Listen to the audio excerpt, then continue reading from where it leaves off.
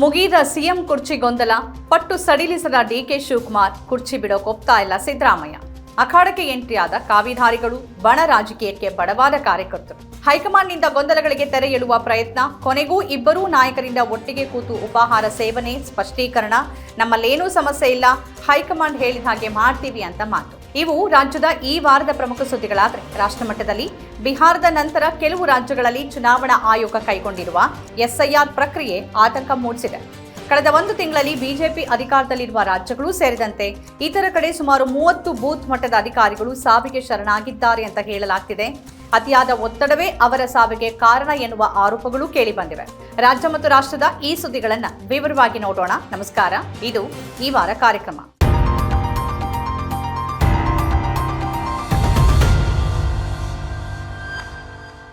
November ಕ್ರಾಂತಿ climax ಹಂತಕ್ಕೆ ಬಂದು ನಿಂತಂತೆ ಕಾಣಿಸ್ತಾ ಇದೆ. ಕೆಲವು ನಾಯಕರ ನಡುವೆ ನಡೆದಿದೆ ಎನ್ನಲಾದ ಅಧಿಕಾರ ಹಂಚಿಕೆ ಸೂತ್ರ ಇಡೀ ಪಕ್ಷವನ್ನೇ ಹೈರಾಣಾಗಿಸಿದೆ. ಮಾತಿನಂತೆ ಅಧಿಕಾರವನ್ನ ಕೊಡಿ ಅನ್ನೋದು ಡಿಕೆ ಮತ್ತವರ ಬೆಂಬಲಿಗರ ಆಗ್ರಹ. ಈತ ಡಿಕೆ ಶಿವಕುಮಾರ್ ಅವರಿಗೆ ಸಿದ್ದರಾಮಯ್ಯನವರು ಕುರ್ಚಿ ಬಿಟ್ಕೊಡೋಕೆ ಒಪ್ತಾ ಇಲ್ಲ. ಇದರ ಪರಿಣಾಮ ಹಗ್ಗಜಗ್ಗಾಟ ಮುಂದುವರೆದಿದ್ದು ಬಣ ರಾಜಕೀಯ ಜೋರಾಗಿ ನಡೆದಿದೆ. ಡಿಕೆ ಶಿವಕುಮಾರ್ ಪರವಾಗಿ ಸಮುದಾಯದ ನಾಯಕರು, ಕೆಲವು ಶಾಸಕರು, ಸಚಿವರು ಮತ್ತು ಸಮುದಾಯದ ಸ್ವಾಮೀಜಿಗಳು ನಿಂತಿದ್ದು, ಈ ವಾರ ಸ್ವಾಮೀಜಿಗಳು ಅವರ ಪರವಾಗಿ ಬ್ಯಾಟ್ ಬೀಸಿದ್ದು ಮಹತ್ವದ್ದಾಗಿತ್ತು.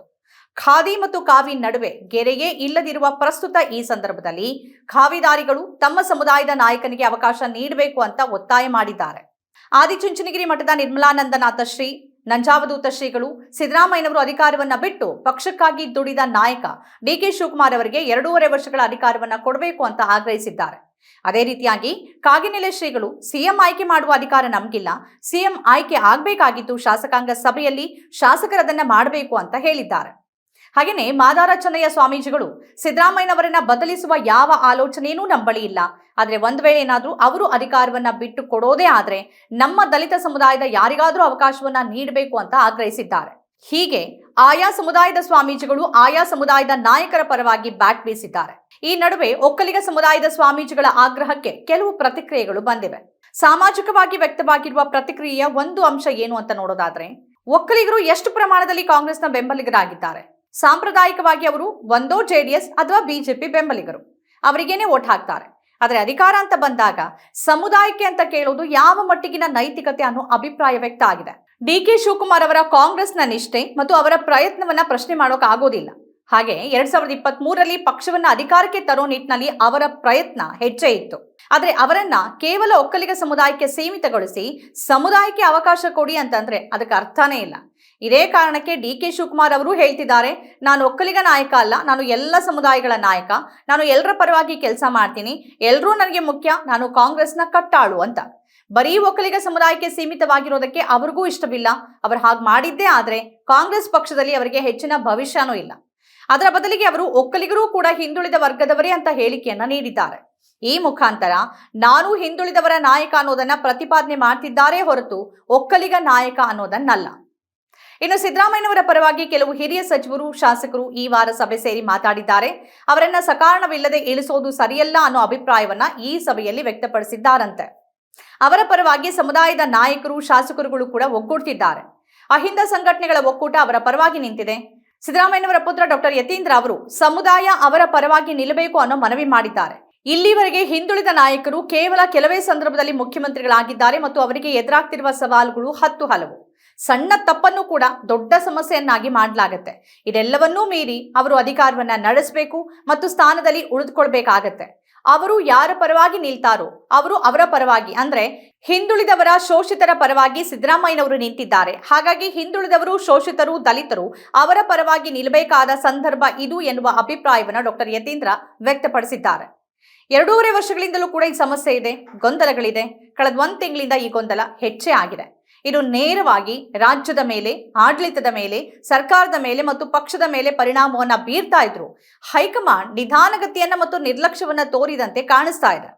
ಸಿದ್ದರಾಮಯ್ಯನವರು ಮತ್ತು ಡಿಕೆ ಶಿವಕುಮಾರ್ ಅವರು ಬಹಿರಂಗವಾಗಿಯೇ ಪರೋಕ್ಷವಾಗಿ ಟ್ವೀಟ್ ವಾರ್ ಮಾಡಿದ್ದು ಪಕ್ಷಕ್ಕೆ ದೊಡ್ಡ ಹೊಡೆತ ಕೊಟ್ಟಿದೆ. ಇಲ್ಲಿವರೆಗೆ ಅಧಿಕಾರ ಹಂಚಿಕೆ ಬಗ್ಗೆ ಬಹಿರಂಗವಾಗಿ ಎಲ್ಲೂ ಮಾತನಾಡದ ಡಿಕೆ ಶಿವಕುಮಾರ್ ಅವರು word power is world power ಅಂತ ಹೇಳಿದ್ರು. ಕೊಟ್ಟ ಮಾತನ್ನ ಯಾರೂ ತಪ್ಪಬಾರದು ಅಂತ ಪರೋಕ್ಷವಾಗಿ ಸಿದ್ದರಾಮಯ್ಯನವರು ಕೊಟ್ಟ ಮಾತನ್ನ ತಪ್ಪಿದ್ದಾರೆ ಅನ್ನೋದನ್ನ ಹೇಳಿದ್ರು.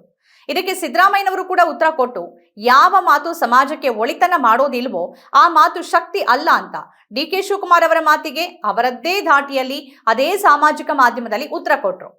ನಾಯಕರ ಹೋರಾಟ ಮತ್ತು ಜಂಗಿ ಕುಸ್ತಿ ನಡೆದ ಸಂದರ್ಭದಲ್ಲಿ ಅದನ್ನ ಕೂತು ಆದಷ್ಟು ಬೇಗ ಪರಿಹರಿಸಬೇಕಾದ ಹೈಕಮಾಂಡ್ ನಿರ್ಲಕ್ಷ್ಯ ಮಾಡ್ತಾ ಇದೆಯೋ, ಉತ್ತರಿಸೋಕೆ ಆಗದಂತ ಒಂದು ಅಸಹಾಯಕ ಸ್ಥಿತಿಯಲ್ಲಿದೆಯೋ ಗೊತ್ತಾಗ್ತಾ ಇಲ್ಲ. ಆದ್ರೆ ಇದರ ನೇರ ಪರಿಣಾಮ ಪಕ್ಷ ಮತ್ತು ಸರ್ಕಾರದ ಮೇಲೆ ಆಗ್ತಾ ಇದೆ. ಹೈಕಮಾಂಡ್ ದುರ್ಬಲ ಅನ್ನೋದು ಮತ್ತೊಮ್ಮೆ ಸಾಬೀತಾಗ್ತಿದೆ. ಮುಚ್ಚಿದ ಕೋಣೆಯ ಒಳಗೆ 4 ನಾಯಕರ ನಡುವೆ ಏನ್ ಮಾತುಕತೆ ನಡೆದಿದೆಯೋ ಅದು ಅವ್ರಿಗೆ ಮಾತ್ರ ಗೊತ್ತು. ಹಲವು ಶಾಸಕರಿಗೂ ಗೊತ್ತಿಲ್ಲ. ಶಾಸಕಾಂಗ ಸಭೆಯಲ್ಲಿ ಈ ಬಗ್ಗೆ ಮಾತುಕತೆನೇ ನಡೆದಿಲ್ಲ. ಆ ಕಾರಣಕ್ಕಾಗಿಯೇ ಶಾಸಕರು ಗೊಂದಲದಲ್ಲಿದ್ದಾರೆ. ಏನು ಮಾತುಕತೆ ಆಗಿದೆ ಅನ್ನೋ ಮಾಹಿತಿ ಇಲ್ಲದ ಸಂದರ್ಭದಲ್ಲಿ ಅದರ ಬಗ್ಗೆ ಸ್ಪಷ್ಟತೆಯನ್ನ ನೀಡಬೇಕಾದ ಜವಾಬ್ದಾರಿ ಇರೋದು ಹೈಕಮಾಂಡ್ ಮೇಲೆ. ಆ ಕಡೆಗೆ ಡಿ.ಕೆ. ಶಿವಕುಮಾರ್ ಅವರು ಸ್ಪಷ್ಟವಾಗಿ ಏನನ್ನೂ ಹೇಳ್ತಿಲ್ಲ.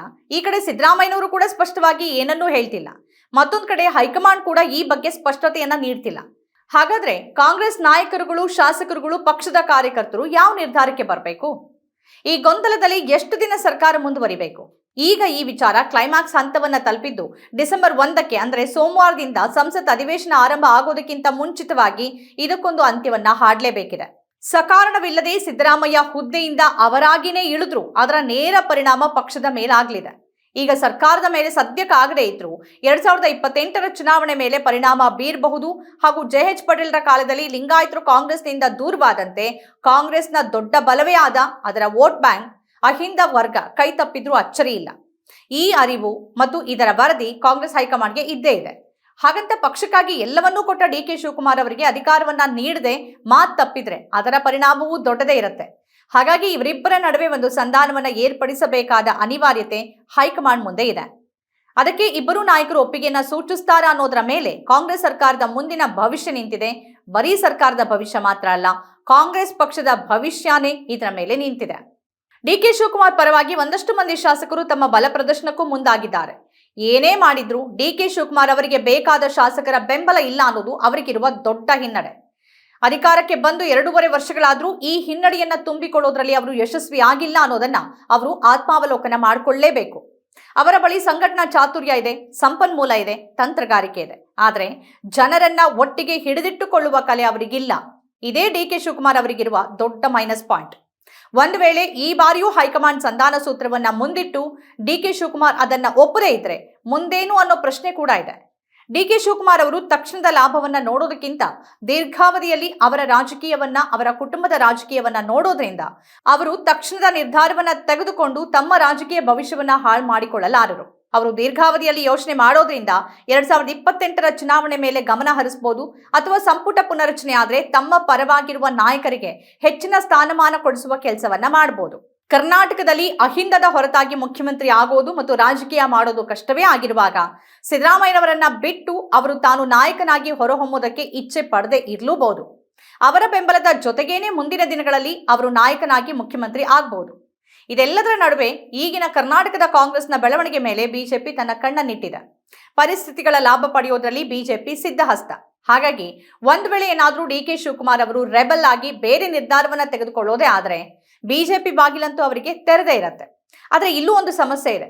ಅಲ್ಲಿ ಲಿಂಗಾಯತರೇ ಮುಖ್ಯಮಂತ್ರಿ ಆಗೋ ಸಂದರ್ಭದಲ್ಲಿ ಒಕ್ಕಲಿಗರು ಬಿಜೆಪಿಯನ್ನ ಆಳೋದು ಅಥವಾ ಅಲ್ಲಿ ಮುಖ್ಯಮಂತ್ರಿ ಆಗೋದನ್ನ ಲಿಂಗಾಯತರು ಒಪ್ಕೊಳ್ತಾರಾ, ಸಹಿಸ್ಕೊಳ್ತಾರಾ? ಜೊತೆಗೆ ಕುಮಾರಸ್ವಾಮಿ ಅವರು ಒಕ್ಕಲಿಗ ನಾಯಕರಾಗಿ ಅಲ್ಲಿರುವ ಸಂದರ್ಭದಲ್ಲಿ ಡಿ.ಕೆ. ಶಿವಕುಮಾರ್ ಅವರು ಬಿಜೆಪಿ ಹೋಗಿ ಏನ್ ಮಾಡ್ತಾರೆ?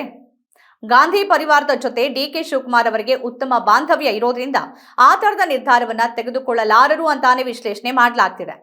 ಇನ್ನೂ ಸ್ವಲ್ಪ ಕಾಯಬಹುದು ಅಥವಾ ಸಿದ್ದರಾಮಯ್ಯ ಅವರನ್ನ ಮನವೊಲಿಸಿ ಮುಂದಿನ ದಿನಗಳಲ್ಲಿ ಡಿ.ಕೆ. ಶಿವಕುಮಾರ್ ಅವರಿಗೆ ಅವರೇ ಅಧಿಕಾರ ಹಸ್ತಾಂತರವನ್ನ ಮಾಡೋ ರೀತಿಯಲ್ಲಿ ಹೈಕಮಾಂಡ್ ಮಾಡಬಹುದು ಎನ್ನುವ ಅಭಿಪ್ರಾಯಗಳು ರಾಜಕೀಯ ವಲಯದಲ್ಲಿ ವ್ಯಕ್ತವಾಗ್ತಿದೆ. ಪೂರ್ಣ ಬಹುಮತ ಇದ್ರೂ ಅಂಗವಿಕಲದ ರೀತಿಯಲ್ಲಿ ಸರ್ಕಾರ ಇದೆ. ಆದಷ್ಟು ಬೇಗ ಈ ಗೊಂದಲವನ್ನ ಪರಿಹರಿಸಿ ರಾಜ್ಯದಲ್ಲಿರುವ ಸಮಸ್ಯೆಗಳ ಕಡೆಗೆ ಸರ್ಕಾರ ಮತ್ತು ಪಕ್ಷದ ನಾಯಕರು ಗಮನ ಹರಿಸಬೇಕಿದೆ. ಇಲ್ಲದೆ ಇದ್ರೆ 2028ರಲ್ಲಿ ಬಹುಮತ ಇರಲಿ, ಕನಿಷ್ಠ ಸ್ಥಿತಿಗೆ ಪಕ್ಷ ತಲುಪಿದ್ರೂ ಅಚ್ಚರಿ ಇಲ್ಲ.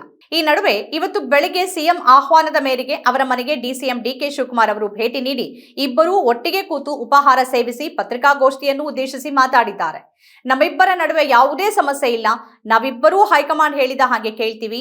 ನಾವು ಅಭಿವೃದ್ಧಿ, ರೈತರ ಸಮಸ್ಯೆ, ಬೇರೆ ವಿಚಾರಗಳ ಬಗ್ಗೆ ಮುಂದಿನ ವಿಧಾನಸಭೆ ಚುನಾವಣೆಗೆ ರಣತಂತ್ರದ ಕುರಿತು ಚರ್ಚೆ ಮಾಡಿದ್ದೀವಿ ಅಂತ ಹೇಳಿದ್ದಾರೆ.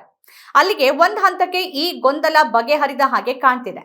ಆದ್ರೆ ಈ ಸಮಸ್ಯೆ ಬಗೆಹರಿಯೋದು ಅಷ್ಟು ಸುಲಭ ಇಲ್ಲ. ಡಿಸಿಎಂ ಡಿಕೆ ಶಿವಕುಮಾರ್ ಅವರ ಮುಂದಿನ ನಡೆ ಹೇಗಿರಲಿದೆ ಅನ್ನೋ ಕುತೂಹಲ ಇದ್ದೇ ಇದೆ. ರಾಷ್ಟ್ರಮಟ್ಟದಲ್ಲಿ ಬಿಹಾರದ ನಂತರ ದೇಶದ ಇತರ ಕಡೆಗಳಲ್ಲಿ ಚುನಾವಣಾ ಆಯೋಗ ನಡೆಸ್ತಾ ಇರುವ ಎಸ್ಐಆರ್ ತೀವ್ರ ಟೀಕೆಗೆ ಗುರಿಯಾಗಿದೆ. ಒಂದ್ ಕಡೆ ಮುಂದಿನ ವರ್ಷ ಚುನಾವಣೆ ಎದುರಾಗಲಿರುವ ಪಶ್ಚಿಮ ಬಂಗಾಳ ಮತ್ತು ತಮಿಳುನಾಡು, ಕೇರಳ ಇದರ ವಿರುದ್ಧ ತೀವ್ರ ಆಕ್ರೋಶ ವ್ಯಕ್ತಪಡಿಸಿದ್ದು, ಚುನಾವಣೆ ತಿರುಚುವ ಆಯೋಗದ ಕ್ರಮ ಇದು ಅಂತ ಹೇಳಿವೆ. ಮತ್ತೊಂದು ಕಡೆ ಈ ರಾಜ್ಯಗಳು ಸೇರಿದಂತೆ ಬಿಜೆಪಿ ಆಡಳಿತ ಇರುವ ರಾಜ್ಯಗಳಲ್ಲೂ ಈ ಪ್ರಕ್ರಿಯೆಗೆ ನಿಯೋಜಿಸಲ್ಪಟ್ಟ ಬಿಎಲ್ಒಗಳು ಸಾವಿಗೆ ಶರಣಾಗ್ತಾ ಇರೋದು ನಿಜಕ್ಕೂ ಆತಂಕ ಮೂಡಿಸಿದೆ. ಕಳೆದ 1 ತಿಂಗಳಲ್ಲಿ ಸುಮಾರು 30 ಈ ಸಂಬಂಧಿತ ಸಾವಾಗಿವೆ. ಕಳೆದ 19 ದಿನಗಳಲ್ಲಿ ಕನಿಷ್ಠ 15 ಬಿಎಲ್ಒಗಳು ಪ್ರಾಣ ಬಿಟ್ಟಿದ್ದಾರೆ ಅಂತ ವರದಿಯಾಗಿದೆ.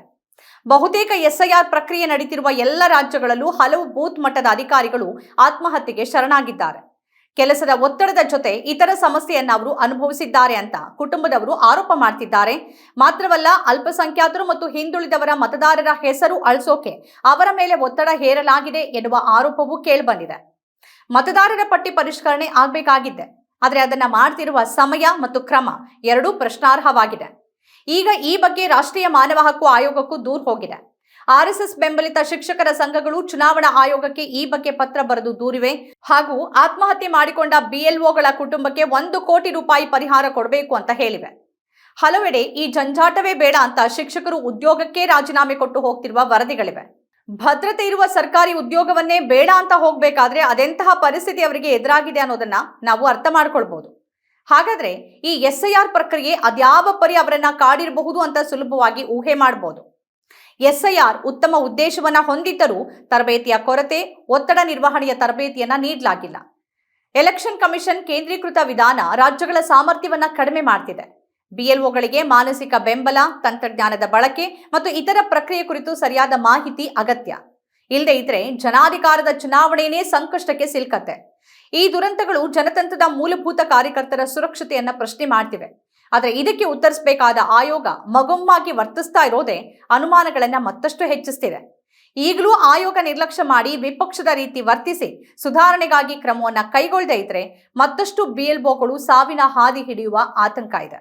ಇವಿಷ್ಟು ಈ ವಾರದ ರಾಜ್ಯ ಮತ್ತು ರಾಷ್ಟ್ರ ಮಟ್ಟದ ಪ್ರಮುಖ ಸುದ್ದಿಗಳು. ಈ ರೀತಿಯ ಬೇರೆ ಬೇರೆ ವಿಶೇಷ ಕಾರ್ಯಕ್ರಮಗಳನ್ನ ತಾವು ನೋಡಬೇಕು ಅಂತಂದ್ರೆ ನಮ್ಮ ಚಾನೆಲ್ ಅನ್ನ ಸಬ್ಸ್ಕ್ರೈಬ್ ಮಾಡಿ, ನಮ್ಮೆಲ್ಲ ಕಾರ್ಯಕ್ರಮಗಳನ್ನ ಲೈಕ್ ಮಾಡಿ ಮತ್ತು ಶೇರ್ ಮಾಡಿ. ನಮಸ್ಕಾರ.